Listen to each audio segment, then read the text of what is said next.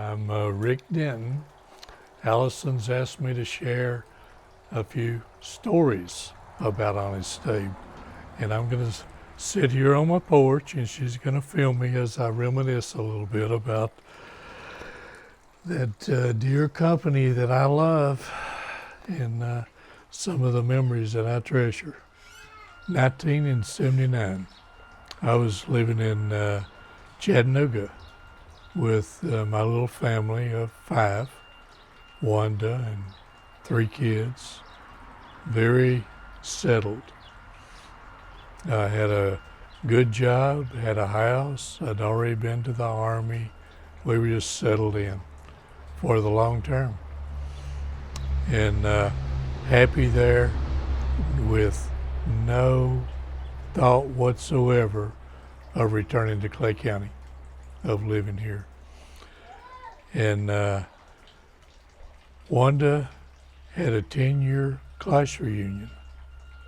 We came back home for that.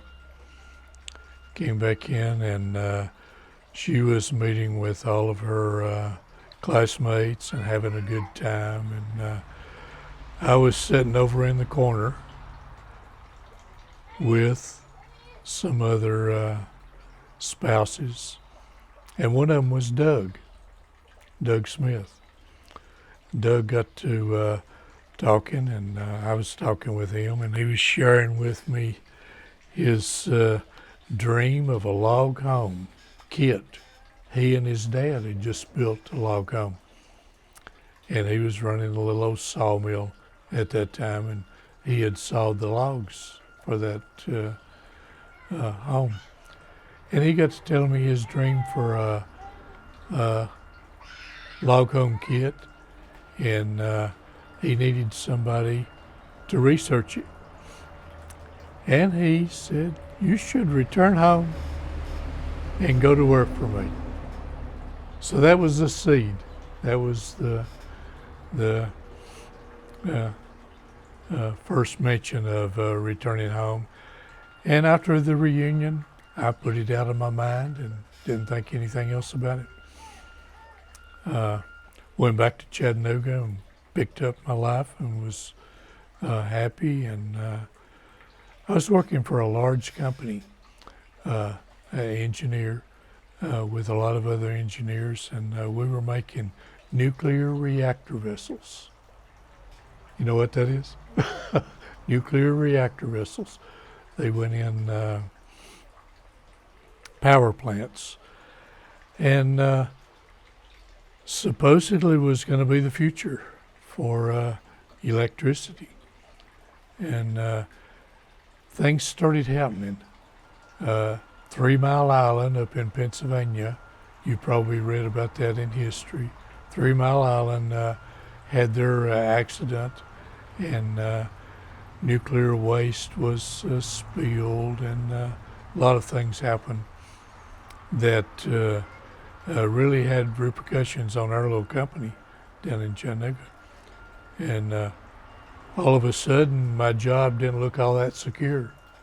And then people started leaving the company and looking for jobs elsewhere. And so I think Doug's offer from a year ago popped up in my head. I don't know, it's been so many years.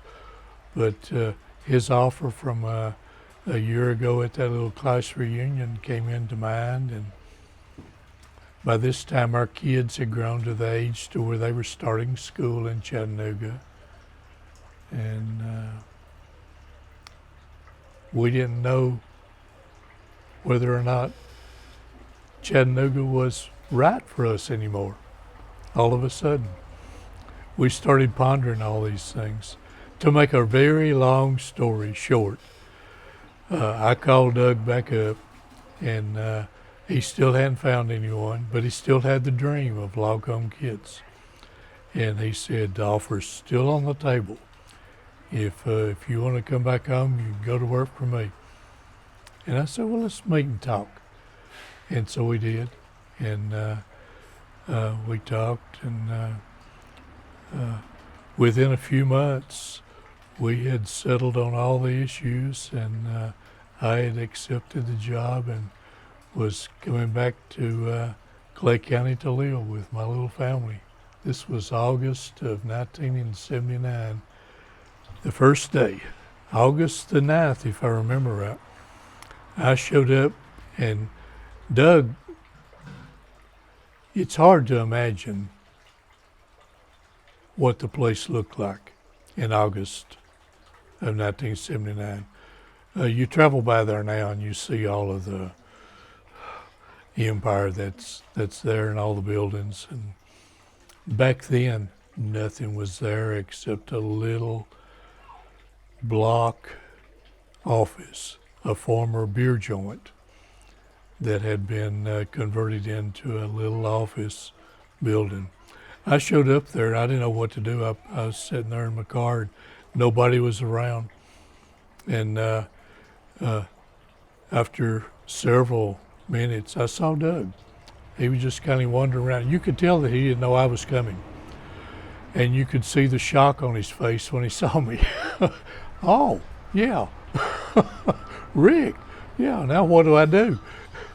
So he took me on a little driving tour of his log home he had built out of Union Hill and his farm. And then we came back and sat down and started making plans. There was hardly even a concept. Like April said so many times, Doug just had a dream. He hadn't put any thought into it or anything, just a dream. He wanted a business to make log home kits. He had a sawmill by that time, and he'd already given up on his broom handle business. And he was looking at possibly getting into pallets, doing some things, and he was sawing materials at the log, and he thought it'd be good to be sawing house logs, log home house logs. And that's where it was born. I've reflected back on it as I've thought about the articles for the book and the history. This was August the 9th, 1979. By March 28th of 1980, what is that? 7 months, 7.5 months. We had a log home model built and ready for open house. We had a design. We had a catalog with 12 models in it, with blueprints drawn for each one. We had marketing materials in place. We had all of the legal work in place for the business. In that 7-month period, somehow, some way, Doug was able to rally his guys that became excited about the log home concept. He rallied us all together, and we were able to come up with a remarkable open house. That little open house, I never will forget, we had people coming in from everywhere. We got the first sale at that event. A couple from Livingston bought our first package, Buster and Mary Brown from Livingston, Tennessee. Got our first sale at that open house. Hundreds of people came to little old Moss, Tennessee. Well, now we're open for business. And all of a sudden, what do we do now? We're open for business. We're located in Moss, Tennessee. We're just a little sawmill operation. A few people around the community know about us. How do we get the word out there? So then we start trying to this was back before internet, computers, iPhones, social media.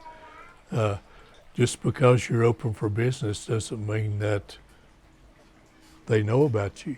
And so we had to try and figure out now, all of a sudden, how do we let people know about us?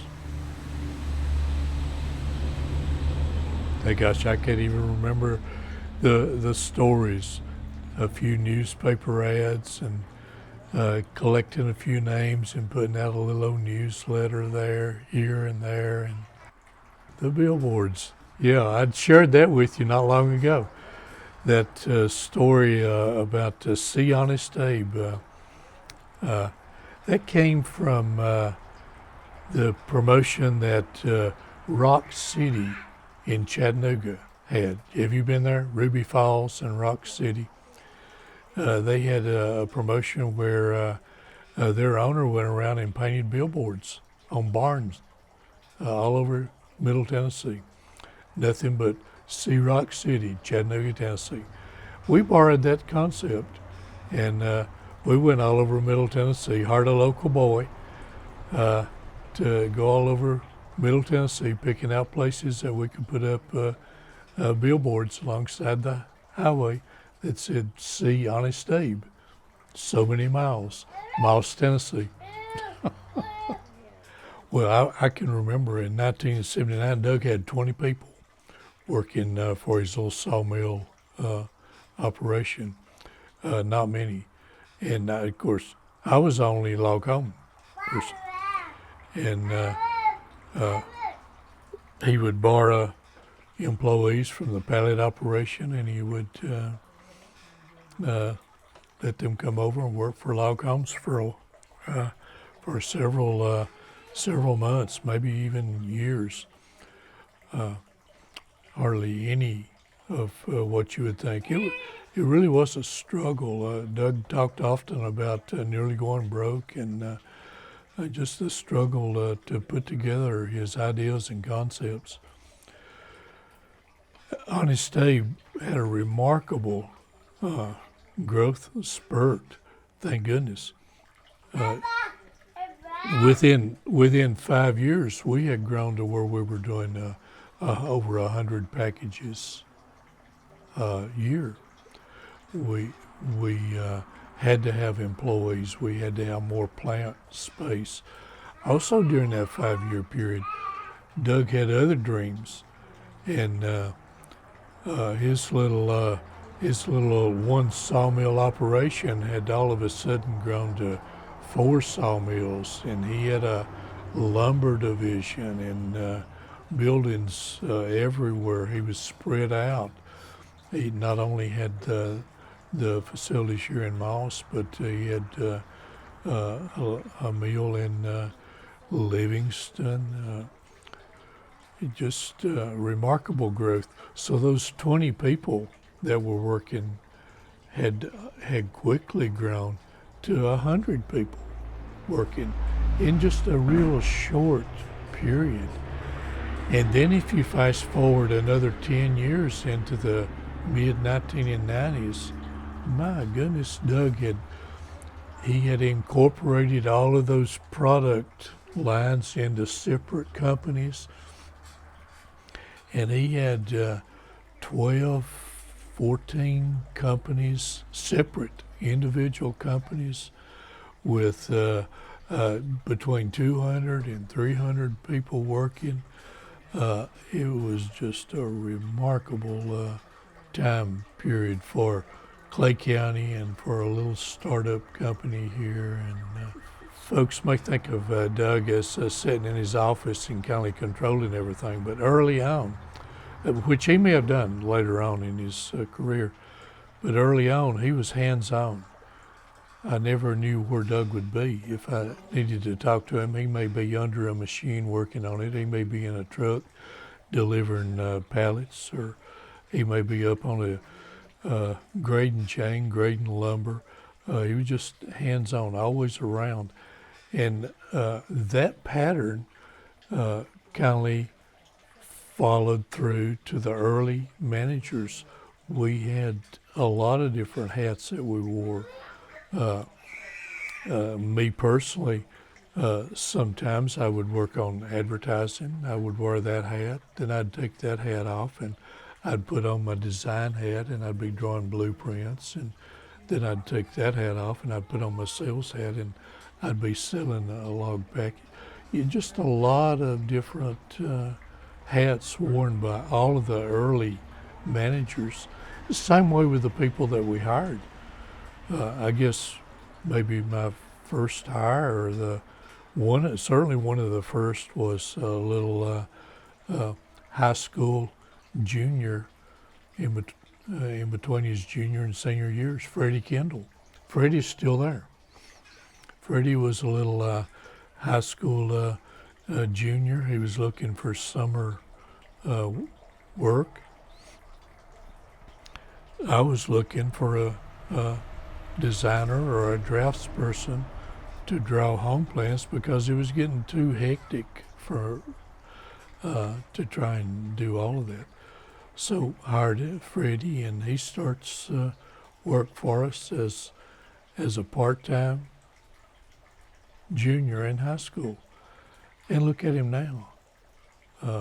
What is this? 40 years later, he's an old man. He's still working out there, and he's got this design department under him with 6,000 or 7,000 packages that he's shipped, and remarkable time. But early on, he had other hats to wear, and there was other key people that came on board. An early one in the early days was Gerald Burnett. Gerald was Freddie's teacher at Tri-County Vocational School, and taught Fred what he knows about drawing. Well, soon we was able to entice Jerry to come to work for us, and he came on board. Well, along with being a draftsman teacher, he was a log home dealer for Barner Log Homes. So he had a dealership here in Clay County, and he brought all that knowledge on board, and was able to hit the ground running. He came in and did remarkable work, and hell, he was just a shot in the arm, and we just leapfrogged after that. Prior to Jerry coming on board, shortly after Fred came on, we had Jim Smith that came on board at Murfreesboro. Jim led us in building a model down at Murfreesboro. We thought that since we're in Moss, Tennessee, nobody knows about us here. Let's get outside this area with a model. And Doug hired his brother, Jim. Jim built the model, opened it up. We immediately had thousands of people started going through that log home model. We sold many packages. So during that first year, we had Jerry selling, we had Jim selling, I sold some. We just had remarkable growth until all of a sudden we had 100 sales a year that we had to process.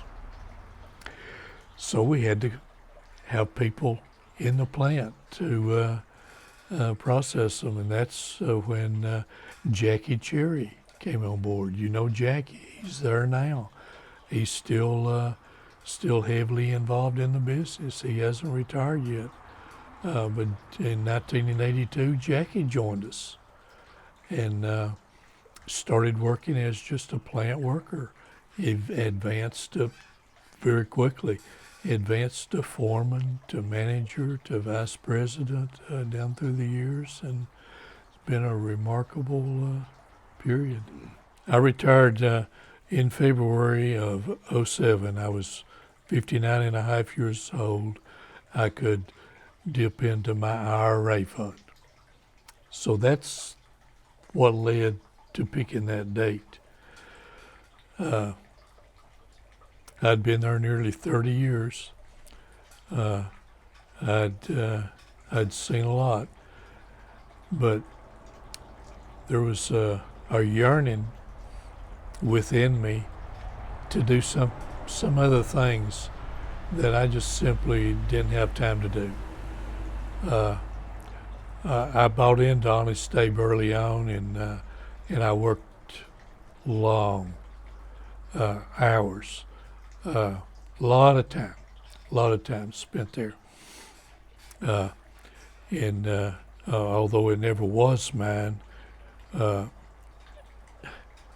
was just a form of ownership there that I worked hard there. And it was preventing me from doing other things that I felt like I had to do. One primary thing was to help out with my son, who had had a tragic motorcycle wreck in 1995. It left him with a brain injury, left him handicapped, unable to continue working. So the family rallied around him, and I tried to help the family as much as possible and balance my work, and it was just a really hard time period. And by that time, I feel like I need to spend less time working and more time with family, not just Dave, but my other family was growing by this time. Grandkids were popping up, and a lot going on. Like I told you earlier, we're all here together just across the road, and a lot was going on, and I felt like I was missing out on a lot. I had some other projects in mind that I wanted to work on. Always was a project man, and I couldn't do any of that because I was working too much. I wanted to spend more time at church and grow my life spiritually. I was unbalanced, and so I pretty well came to the agreement that I want to retire, and I want to drop the work part of my life. So I picked that date, 59 and a half years old. Felt like I could live on what little money I'd put in, and chose retirement. 2007. It's been a long time now. Long time, nearly 20 years almost. And the world's changed in that 20 years. The little company's changed. Honest Abe's changed. Y'all have brought wonderful things on board now. I've loved log homes. I've lived in one over 40 years, and I would choose that again in a heartbeat. It's a remarkable lifestyle. It certainly isn't for everyone. It's I still think that probably a small percentage of the market are drawn to log homes in general. It offers you a lifestyle that's kind of sort of unique. To a person, almost everyone who pulls up into mine and Wanda's little driveway is drawn to the unique features of a log home.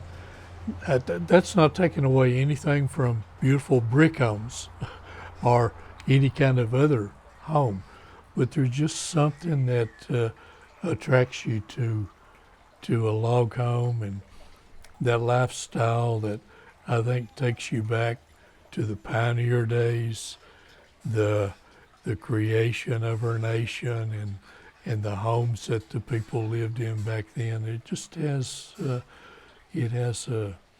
a lifestyle, or I don't know what the right word is, that draws certain people to it. And I was certainly drawn to it, and I would encourage those folks who are to go ahead with it. Go ahead with your dream. I hope you've enjoyed listening to me ramble today, listening to some of the early stories, some of the hard times and good times. A lot of memories, dear memories. I wouldn't take anything for my career and for those memories and those people that I worked with, those customers that I got to meet, those thousands and thousands of beautiful homes that I've been able to see. I treasure those memories.